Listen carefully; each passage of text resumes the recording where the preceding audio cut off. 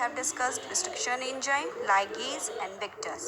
We have discussed that vectors can be from bacteria plasmid, bacteria genome, yeast genome, can be bacteriophage, cosmid, phasmid.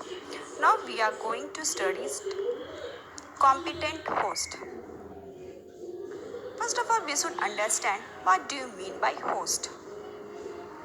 Host cells are bacterial cells which take up the recombinant DNA. We have made the recombinant DNA, that is the desired gene, along with that vector in which we have inserted that desired gene, that is called recombinant DNA. Now this recombinant DNA have to enter into a host cell so that from where we can multiply that desirable gene. So that is the host cell where that recombinant DNA should be taken. It is not bacterial cells which is considered to be the host. It can be animal and the plant cells too. Now, since we know that DNA is a hydrophilic. Hydrophilic means they are water loving. It cannot pass through the cell membrane of bacteria easily. So how it will take up that DNA? The host cell, how it will take up? We will discuss this later. First of all, we should understand what are the types of the host cell. There are basically two types of host cell, that is prokaryotic cells and eukaryotic cells. In prokaryotic cells, we use E. coli as a host cell, in which that recombinant DNA is taken.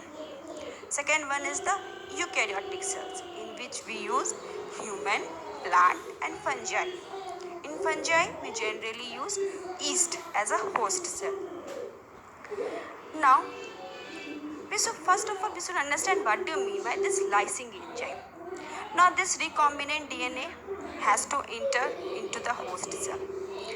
Before entering, we know that each cell is made up of the outer membrane and inner membrane, having the cell wall, some cells having only the plasma membrane. It has to degrade to enter that recombinant DNA. So we know that plant cell is made up of having the cell wall. This cell wall is made up of the cellulose. So first we have to degrade that cellulose to enter that recombinant DNA. So for that we use the enzyme cellulase and pectinase. Animal cells does not having the cell wall, but they are having the plasma membrane and they are made up of phospholipid bilayer.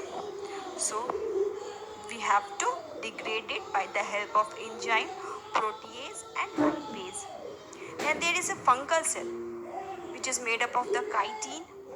So it is degraded, fungal cell wall is degraded by chitinase, and the bacterial cell is made up of NAG and NAM. So it is degraded by lysozyme. Now we have degraded the outer part of cell. Now it's time to enter that recombinant DNA into the host cell.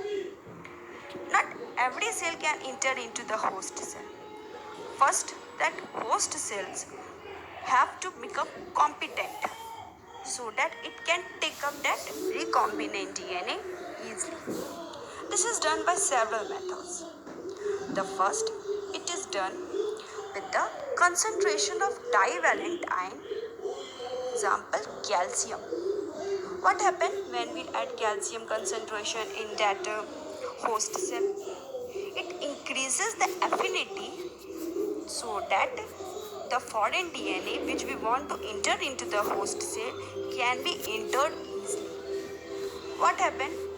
It makes pores, small pores in the outer layer, from where this DNA can enter easily.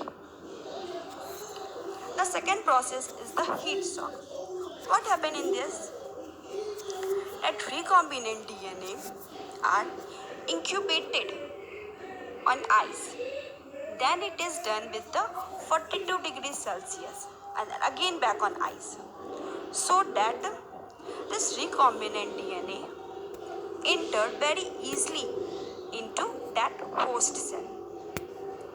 Okay, now here you can see how this normal bacteria take the plasmid, or you can say the recombinant plasmid.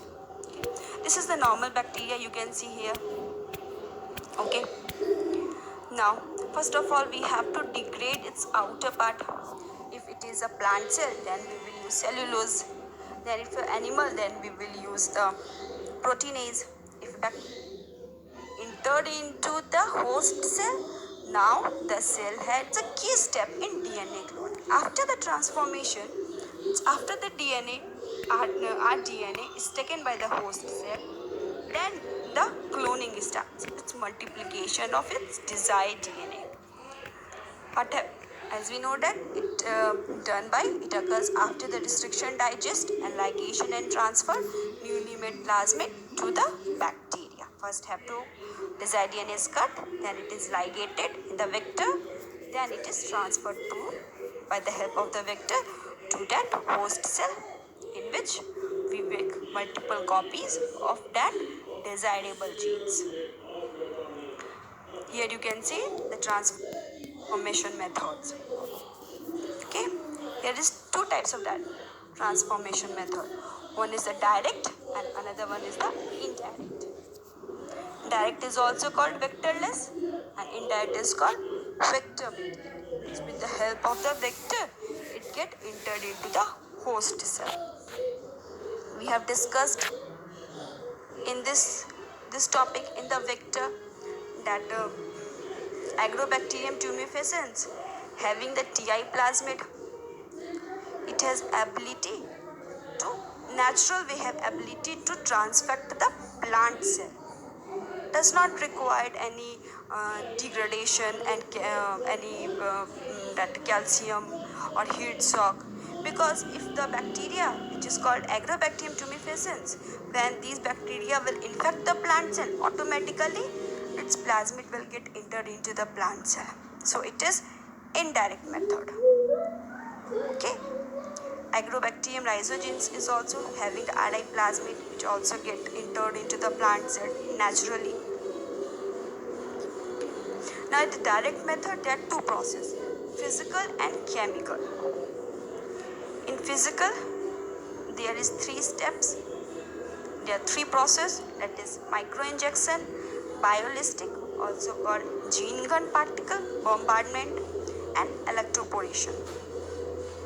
And the second one is the chemical, in which use the chemical pitch, that is polyethylene glycol.